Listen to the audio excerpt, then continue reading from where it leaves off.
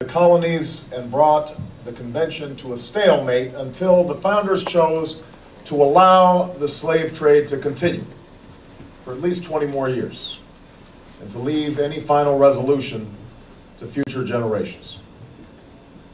Of course, the answer to the slavery question was already embedded within our Constitution. A Constitution that had at its very core the ideal of equal citizenship under the law. A Constitution that promised its people liberty and justice, and a union that could be and should be perfected over time.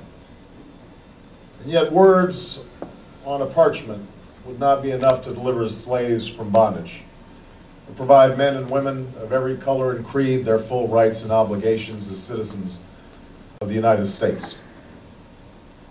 What would be needed were Americans in successive generations who were willing to do their part through protests and struggles on the streets and in the courts, through a civil war and civil disobedience, and always at great risk, to narrow that gap between the promise of our ideals and the reality of their time.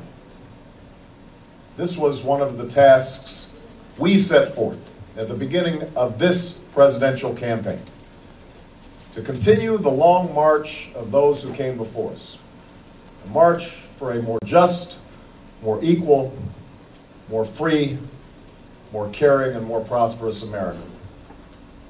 I chose to run for president at this moment in history because I believe deeply that we cannot solve the challenges of our time unless we solve them together, unless we perfect our union by understanding that we may have different stories, but we hold common hopes. That we may not look the same and may not have come from the same place, but we all want to move in the same direction towards a better future for our children and our grandchildren. This belief comes from my unyielding faith in the decency and generosity of the American people. But it also comes from my own story. I'm the son of a black man from Kenya and a white woman from Kansas.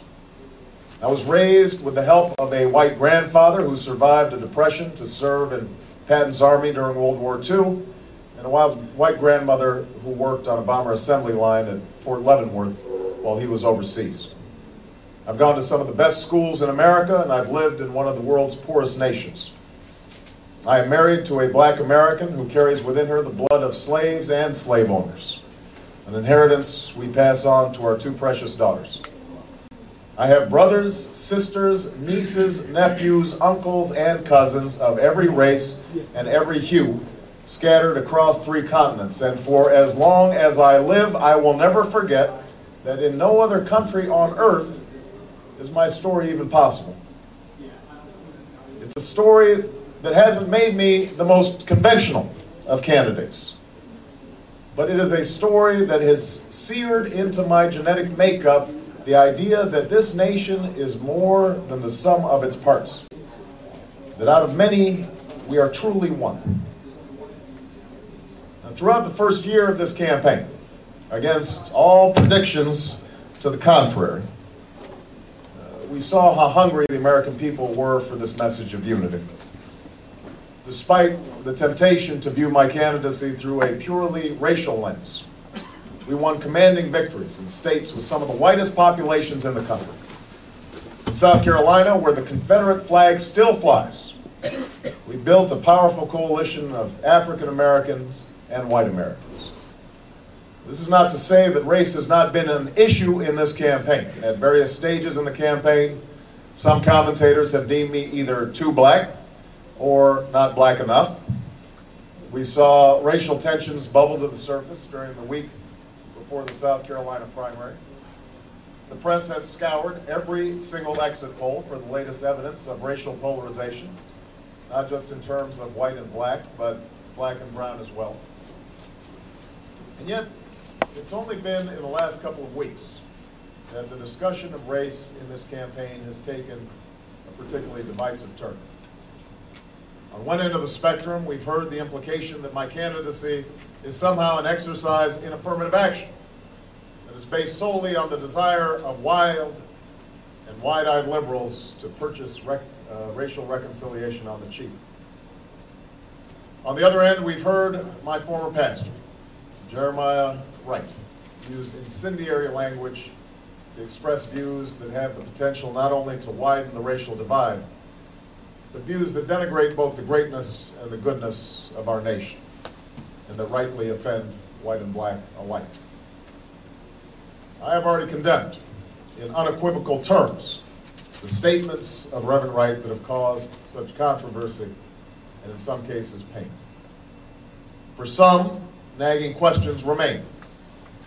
Did I know him to be an occasionally fierce critic of American domestic and foreign policy? Of course. Did I ever hear him make remarks that could be considered controversial while I sat in the church? Yes. Did I strongly disagree with many of his political views? Absolutely. Just as I'm sure many of you have heard remarks from your pastors, priests, or rabbis with which you strongly disagree. But the remarks that have caused this recent firestorm weren't simply controversial. They weren't simply a religious leader's efforts to speak out against perceived injustice.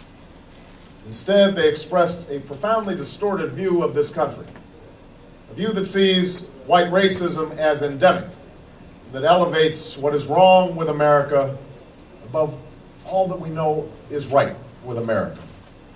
A view that sees the conflicts in the Middle East as rooted primarily in the actions of stalwart allies like Israel, instead of emanating from the perverse and hateful ideologies of radical Islam. As such, Reverend Wright's comments were not only wrong, but divisive.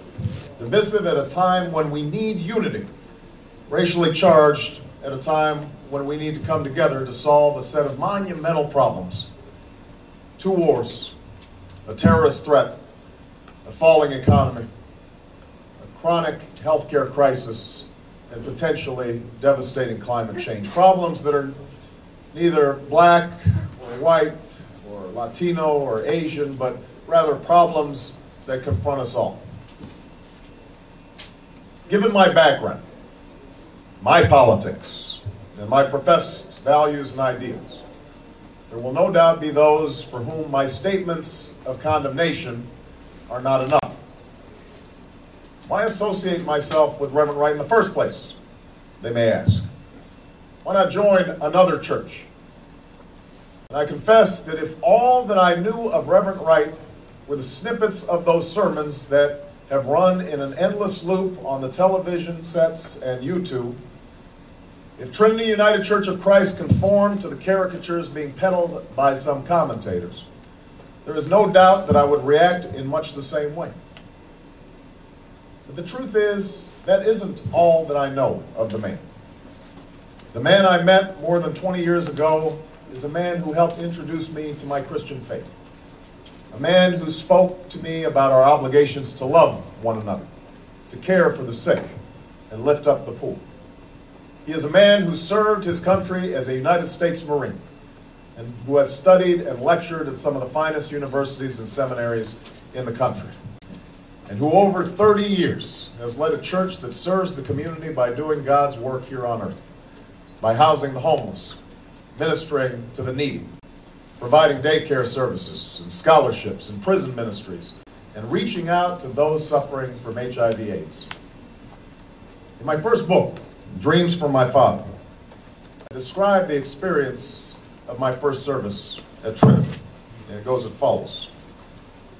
People began to shout, to rise from their seats and clap and cry out. A forceful wind carrying the Reverend's voice up to the rafters. And in that single note, hope, I heard something else. At the foot of that cross, inside the thousands of churches across the city, I imagine the stories of ordinary black people merging with the stories of David and Goliath, Moses